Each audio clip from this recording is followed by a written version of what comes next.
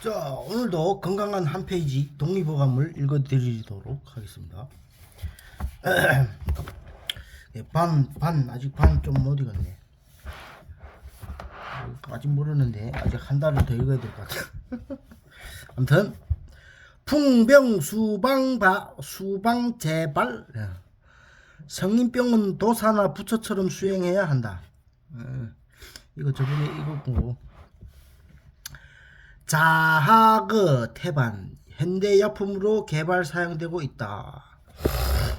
징그러운 이야기지만 동물들은 해산한 후에 태반을 먹어 치운다.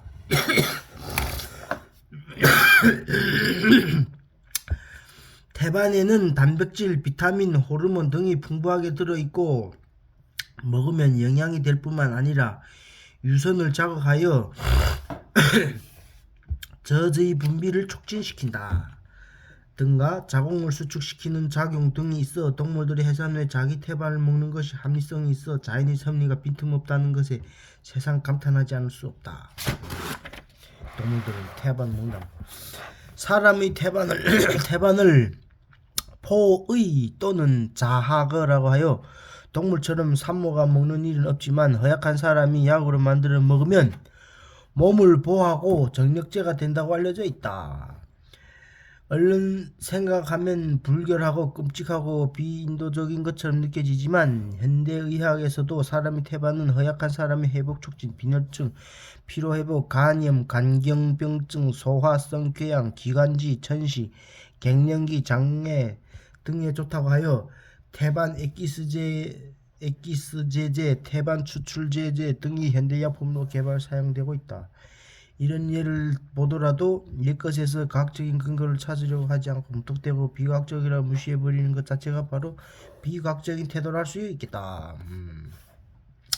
사람의 태반 허약증, 기침이 나면서 몸이 마르고 촉회하게 되며 열이 났다 내렸다 하면서 식은땀을 흘리는 증상 등을 다스린다. 태반 한 개를 흘러내리는 냇물에 담가 깨끗하게 씻은 것을 사기 그릇에 담아 물을 두고 중탕으로 끓은 것에 소금과 양념을 두어 간을 맞춰 먹으면 원기를 도우며 효과가 아주 크다. 초산에 남자 아이를 낳은 태반이 좋으나 구하지 못할 때는 건강한 부인이 둘째 아이 것도 좋다. 남자는 여태를 먹는 것이 좋고 여자는 남태를 먹는 남태가 좋다는 말도 씌어 있다. 껍질, 힘줄 등을 모두 뜯어버리고 깨끗이 씻어 이겨 환약처럼 만들어 먹는 법도 있다. 하여튼 이 약은 되겠지만 징그러운 것만은 사실이다. 태반이 그렇게 몸에 좋다는 거야. 화위원기지적 마음을 다스리면 육체도 건강하다. 사람의 성미가 병이나 건강과 관계가 깊다는 것은 누구나 다 느끼는 바이지만 근래 미국의 심장병 전문의 프리드맨 박사가 성격 패턴과 심장병의 상관성을 통계적으로 연구한 결과가 보도되었다. 성격이 깔끔하고 무슨 일이든 끝장을 봐야 하고 한번 틀린 사람과 다시는 사귀지 않는 철저한 성미를 지닌 사람을 A형이라 하고 이와 반대로 둥글둥글하고 얼른 보면 무원칙적인 것 같으면서도 마찰없이 일을 처리해 나가는 사람을 B형이라고 하여 사람 형태를 두 가지 타입으로 나눈 것이다. 그런데 심장질환은 주로 A형의 사람에게 많다는 것이 알려지면서 차츰 확대시켜 보았더니 심장병뿐만 아니라 고혈압, 당뇨병 등의 성인병과도 관계가 깊다는 것이 알려지고 있다. 한때 소설에서 성격의 비극이라는 말이 유행하였지만 건강이나 병도 자기 성격 탓이라 할 수 있다는 것이다. 오행설에서 화라고 하는 개념이 깊고 복잡하여 상징하는 바가 많지만 우리가 일상 쓰는 화를 낸다의 화 정도로 생각하여도 무방할 것 같다. 기운이 넘치는 것도 아닌데도 마음과 몸이 발끈 달아올라 열이 나는 상태라 하여 두자. 화는 원기를 망치게 하는 원인이니라. 크게 성을 내면 간장에 화가 생기고 술에 만취되면 위가 화가 생기고 섹스가 지나치면 성기능에 화가 생기고 슬퍼하면 폐에 화가 생기는데 사람에게 있어서 마음이 주인이니 화를 내어 스스로 자기를 불사르면 타 죽는 수밖에 없지 않겠느냐. 화가 병이 되면 그 해독이 막심하여 병의 진행 속도가 아주 빠르고 병세가 아주 뚜렷하여 죽음 또는 벼랑간에 닥치게 된다. 화를 내지 말고 둥글둥글하게 살라는 거 웬만하면. 마음을 다스리면 육체도 건강하다. 마음을 좀 다스리면. 양정적자제. 양이 지나치면 죽는다. 약이 지나치면 죽는다. 오늘날처럼 조직검사, X선검사 등 여러가지 진단법이 발달되어 있는 때에도 암의 조기 발견이 어려운 경우가 많은데 암이라는 병명조차 일정치 않던 옛날에 암을 가려낸다는 것은 거의 불가능할 것으로 생각된다. 그러나 유방암이라든가 뱃속에 생기는 종양이 무서운 병이라는 것은 옛사람들도 분명히 알고 있었다. 대저 뱃속에 덩어리가 생기는 것은 적취, 건징, 하근 모두 다 나쁜 징조이니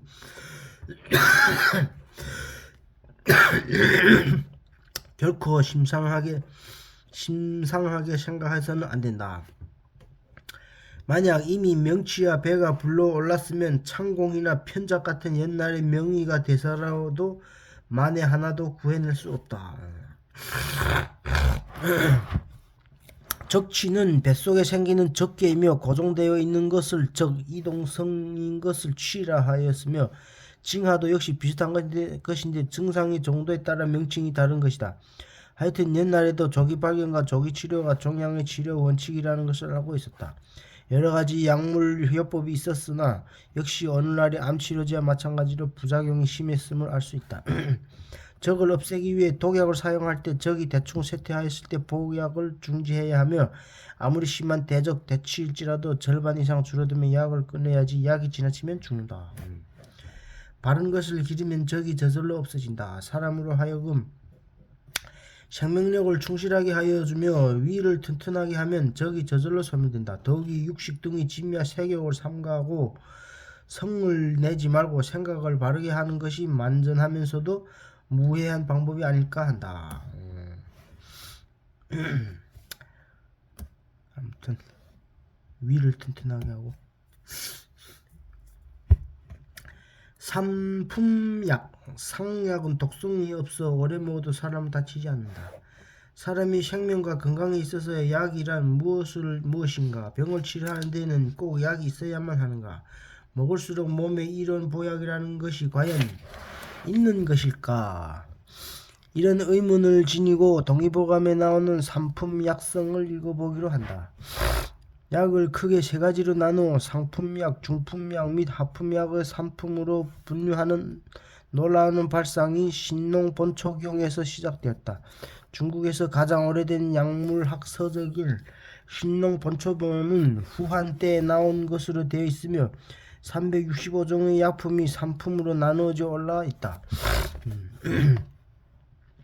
삼품약의 성질, 상약 120종은 군주에 해당되는 약이며 천수를 다할 수 있도록 수명을 북돋아주는 약이며 독성이 없어 많이 먹거나 오래 계속 먹어도 사람을 다치지 않는다. 건강하고 원기를 더해주고 불로장수를 원하는 사람은 상품약을 쓰게 된다.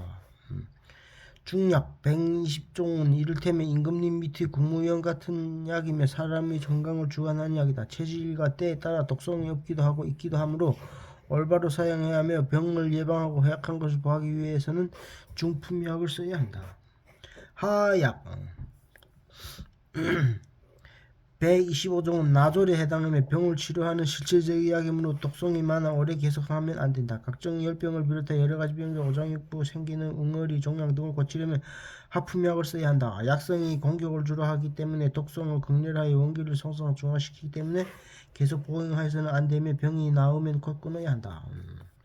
옛날부터 이게 상약, 중약, 하약이 있다는 거니까 상약은 그 120종 군주에 해당되며 천수를 다할 수 있도록 수명을 보태다주는 약이며 독성이 없어 많이 먹거나 오래 계속 먹어도 사람 다치지 않는다. 불로장수를 원하는 사람은 상품약 써야 된다. 중약은 이를테면 임금님 국무위원 같은 걸 독성이 없기도 하고 있기도 하고 제일 마지막에 이제 병 완전히 걸렸을 때 먹는 약이라는 거니까. 하약.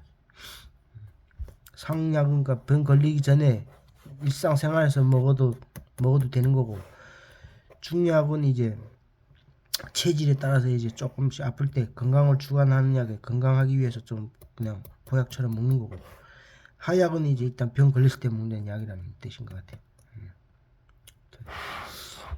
영인불망. 인삼은 스트레스를 풀어준다. 약을 상약, 중약, 하약을 시약 3품으로 분류한다고 했는데 상약 120종 중에는 인삼, 참깨, 구기자, 율무, 꿀 등이 들어있다. 인삼, 참깨, 구기자, 율무, 꿀. 다복, 구복불 상인이 상약의 특징이고 보니 식품 비슷한 성격을 지니고 있어 이른바 식약 일체, 음식이 바로 약이 된다라는 약성을 지닌 것이라 할 수 있겠다. 우리가 보약으로 익히 잘 아는 녹용은 중약에 들어있고 부산이 대황인이 하는 약은 하약에 들어있다. 녹용도 중약이야. 아프지 않을 때 이게 참깨, 인삼, 구기자, 율무, 꿀 같은 걸 꾸준히 먹는 게 좋다는 거니까. 그 중약, 이 녹용도 그러니까 아플 때 먹는다는 거니까. 중약으로 녹용도 안만 좋은 거라도 이게 중약에 속한다는 거니까. 상약이 아니라는 게. 상약에 이제 인삼, 참깨 이런 게 있고. 현대의약품 보면 특효약이니 화학요법제니 하는 것이 거의 모두 생긴 병을 때려잡는 약들이니 상품약의 개념에 의하면 하약에 속한다. 그렇기 때문에 남용과 오용에 의한 약해를 극히 조심해야 한다고 되어 있다.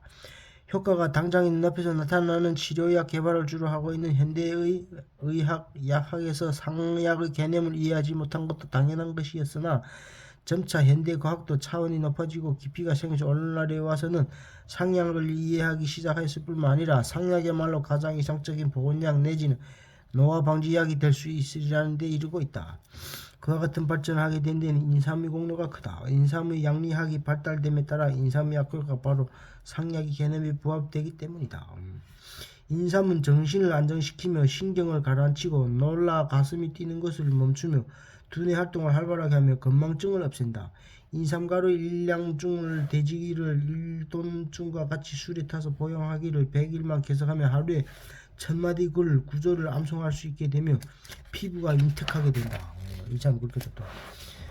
미국에서도 인삼을 장복하는 인구가 늘어나고 있는데 2년 이상 계속 복용한 사람들 대상으로 하여 무슨 효과를 보였냐고 조사 연구를 했더니 100% 공통된 대답이 병이나 건강에 대한 걱정이 없어졌다는 것이다. 이와 같이 스트레스를 풀어 없애는 것이 바로 인삼의 효능이라고 인정되어 가고 있다. 인삼 꾸준히 먹어야 돼. 인삼이 그렇게 몸에 좋다는 거야. 한 페이지 읽고 의자, 의야, 약, 환자, 약, 짓는 이 삼위일체되어야 한다. 이 세상에 아무리 좋은 약이 많을지라도 그 병에 합당한 약을 맞춰 사용해야만 죽을 병을 고쳐서 살아날 수가 있다. 약이 없어서 병을 못 고치는 것이 아니라 약을 모르거나 약을 잘못 써서 고칠 병을 못 고치게 되는 경우도 있다. 대저약이란 병을 고치는 물질인데 어떤 때에 어떤 약을 써야 하는가를 병에 따라 다르며 효과가 나느냐 안 나느냐는 약이 좋으냐 나쁘냐에 달려있고 병에 올바른 약을 만들어 사용하느냐 못하느냐 약을 주는 사람의 손에 달려있다. 그러면 삼위일체가 돼야지 한 가지 조건이라도 빠지면 병을 고칠 수가 없다. 딴 유형은 몰라도 생명과 건강에 관계되는 약품이나 식품이 새로 나온 신기한 것보다 오랜 세월 동안 경험을 통해 틀림없다고 확인된 것만을 안심하고 믿을 수 있다. 새것이 좋아 보여도 써봤더니 뜻하지 않은 결점이나 부작용이 나타나서 혹 데려갔다 혹 붙이는 격이 되는 경우가 적지 않다.